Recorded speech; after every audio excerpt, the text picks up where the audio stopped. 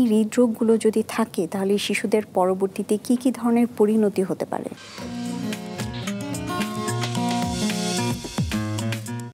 জন্মগত হৃদরোগ অনেক রকমের হতে পারে।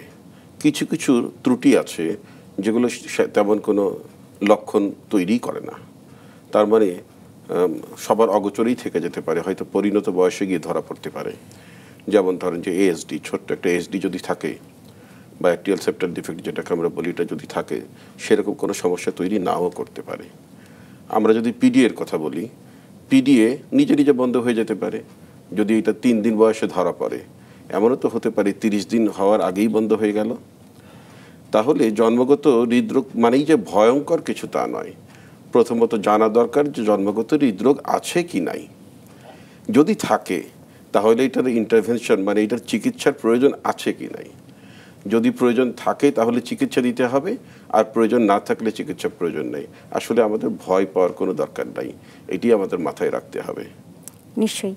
আপনার এই কথা থেকে একটা জিনিস খুবই স্পষ্টভাবে প্রতীয়মান হলো যে অনেকেই, আপনি যেটা বলেছেন যে অনেকেই ভয় পেয়ে যান যে যখন শুনেন যে এই শিশুটি ডায়াগনোসড হয়েছে জন্মগত হৃদরোগ নিয়ে, তখন অনেকে ভয় পান যে সার্জারি করতে হবে। কিন্তু এটা আসলে আপনার কথা থেকে বোঝা গেল যে সবসময় যে সার্জারির প্রয়োজন হয় এমন কোনো বিষয় নেই। আমি বলবো যে চিকিৎসার প্রয়োজন আছে কিনা সেটাই ইম্পর্টেন্ট ইস্যু।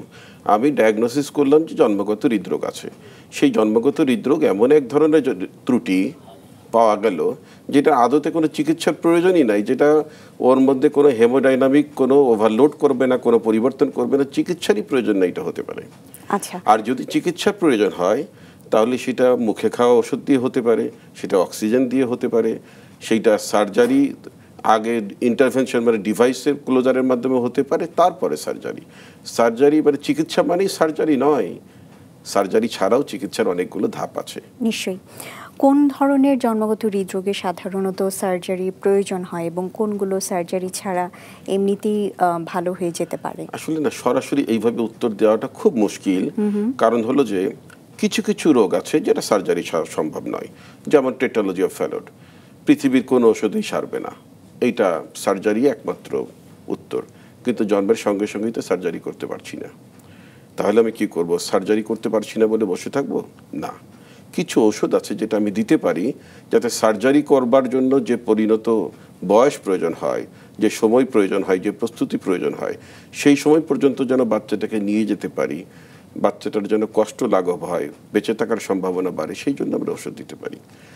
যদি মনে করেন যে আপনি TGA, transposition of the great arteries, পৃথিবীর কোনো ওষুধ এটা সারাতে পারবে না, এখানে আমার সার্জারি করতে হবে, সার্জারির আগে একটা ইন্টারভেনশন লাগতে পারে, সেটাতে আমি যেতে পারি। তার মানে সার্জারি অ্যাবসলিউট ইন্ডিকেশন আছে এই ধরনের কতগুলো ডিজিজ। আর কতগুলো ডিজিজ আছে যখন এই যে পরিণত বয়সের কথা বলছেন, সেটা সাধারণত কত?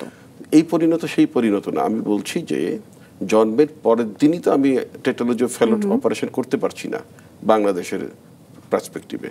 কোনো কোনো দেশে 1 মাসের মধ্যে করতে পারে, কোনো দেশে 3 মাসের মধ্যে করতে পারে, কোনো দেশে 6 মাসের মধ্যে পারে, কোনো দেশে 1 বছরের মধ্যে পারে। যেই দেশ এবং যেই সেন্টারে যতটুকু ফ্যাসিলিটি, সেই পর্যন্ত তো বাচ্চাটাকে বাঁচতে সাহায্য করতে হবে। নিশ্চয়ই।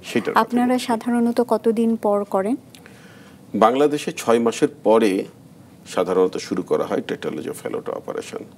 এইটা কোনো কোনো সময় 1 বছরের মাথায়, কোনো কোনো সময় 2 বছরের মাথায়, এমনও দেখা গেছে 5 বছর, 7 বছর, 8 বছর, 10 বছর তারপরেও রুগী আসে।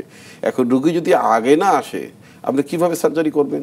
আর রুগী তো জানেই না যে তার টেটালজি অফ ফ্যালট আছে বা এই ধরনের একটা জটিল জন্মদিন হৃদরোগ আছে।